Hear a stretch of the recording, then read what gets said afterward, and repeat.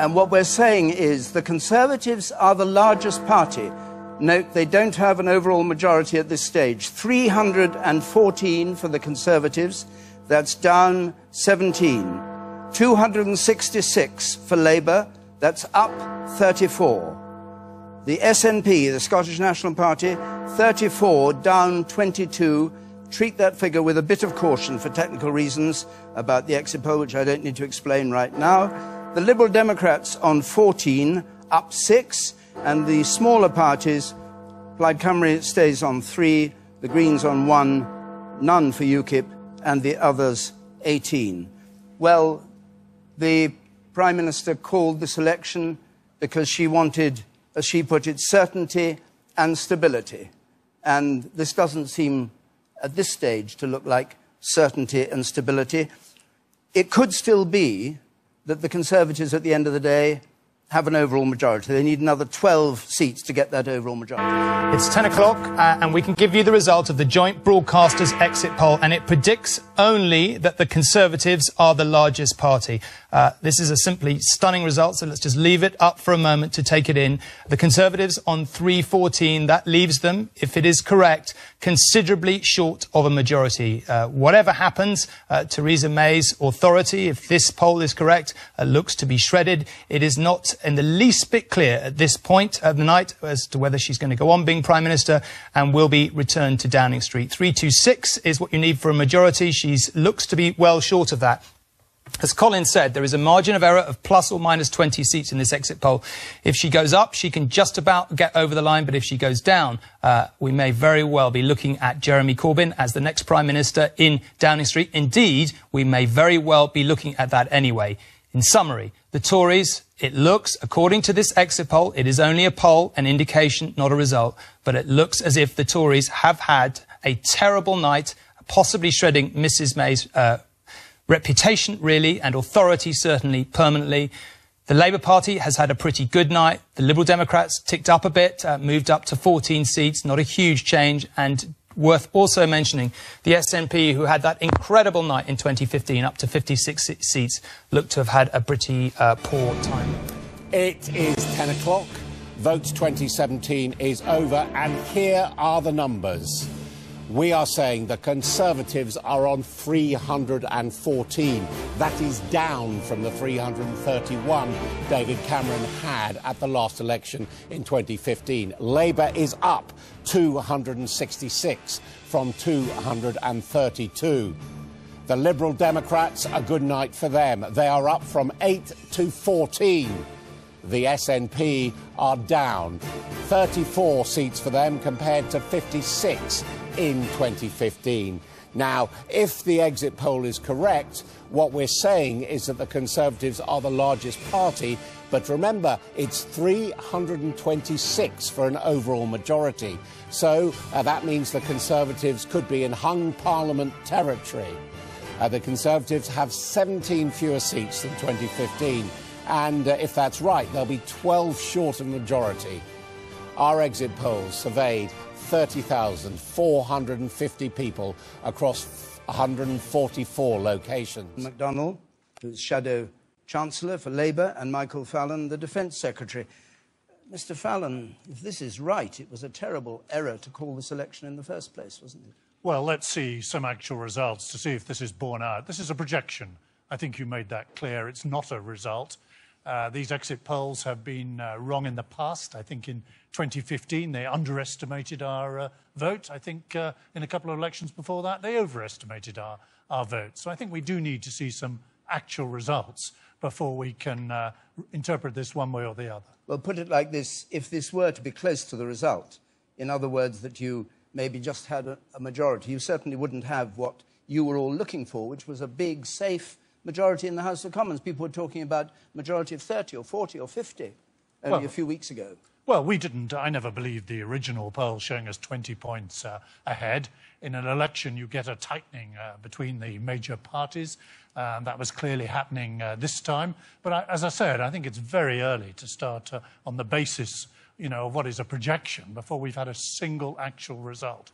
Let's wait and see the seats coming through. All right, John McDonnell, what about you? You're encouraged, obviously, by the prediction of 34. If that happens, you and Jeremy Corbyn remain in charge of the Labour Party, presumably. I'm going to surprise you. I'm going to agree with Michael for the first time possibly ever. But there you are.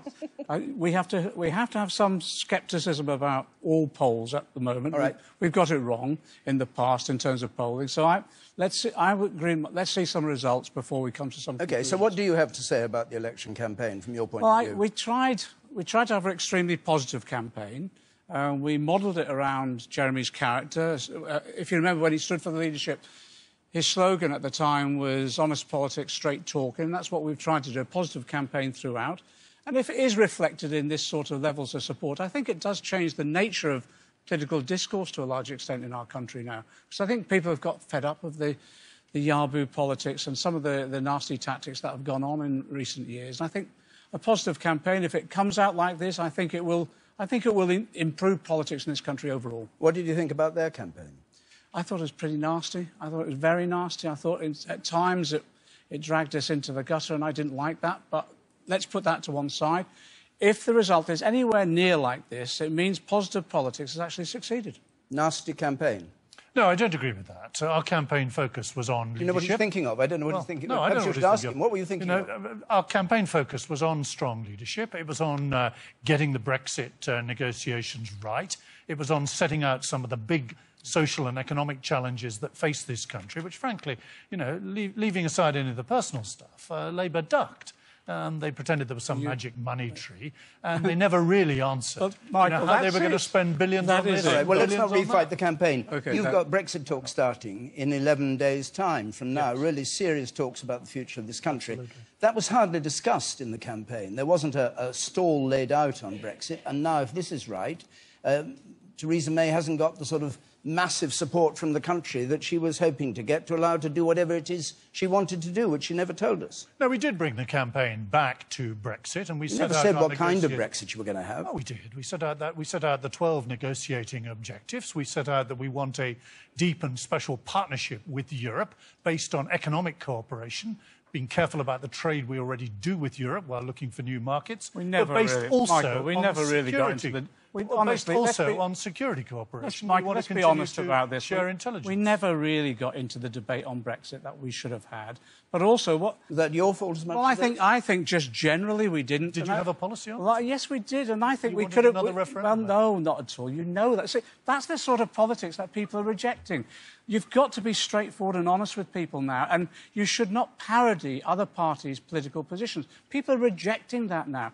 And I think what was interesting is that Theresa May went with one question about Brexit to the electorate, and that was going to be the central question to of the whole election. And people said, well, actually, there are other issues we want to discuss. Okay. I remember the 1974 general election, if you remember, when the government then, Ted Heath, went to the country and said, with the question, who rules Britain? It was the miners' strike at the time. And people said, well, that isn't... George, can I just bring you in as we look at that? George and Ed, maybe George, you first. This is a stunning result. None of us expected it. What do you make of that? What's your first take? Well, it is early days. It's a poll. If the poll is anything like accurate, this is completely catastrophic for the Conservatives and for Theresa May. It's difficult to see, if these numbers were right, how they would put together the coalition to remain in office. But equally, it's quite difficult looking at those numbers to see how Labour could put together a coalition. So it's on a real knife edge, and I think over the next few hours it's going to make a huge difference, just a few number of seats, because, by my reckoning, both parties have got coalitions which just fall short of an overall majority. I think there are also going to be questions that we're going to start asking about, Jeremy Corbyn would be the most hard-left Prime Minister this country had ever seen. He'll have to govern with Scottish nationalists. And, of course, the whole question of what Brexit looks like in this scenario gets thrown up. But, look, I don't want, now I'm a newspaper journalist and I look at these results as a journalist, but as a politician, I'm just thinking, let's wait and see. We've got a lot of real votes to be counted. And, we're clearly going to be in for a very long night. Listen, we can say a couple of things straight out the gate, can't we? It's too close to call. Probably we're not going to know the result until dawn. Every seat is going to count. And as I said, this exit poll is an indication, not a result. It can go up. Ed, what's your... let's just assume for a moment that it's in the right ballpark. and talk numbers and coalitions, because ultimately that's what we might be talking about until dawn. What's your assessment of this? The last 2 years have been so turbulent in politics, and we thought tonight maybe there would be something predictable, and this is the continuation of that turbulence and that unpredictability. This is an exit poll that nobody was expecting. I think we thought the parallel for the Conservative Party would be 1987.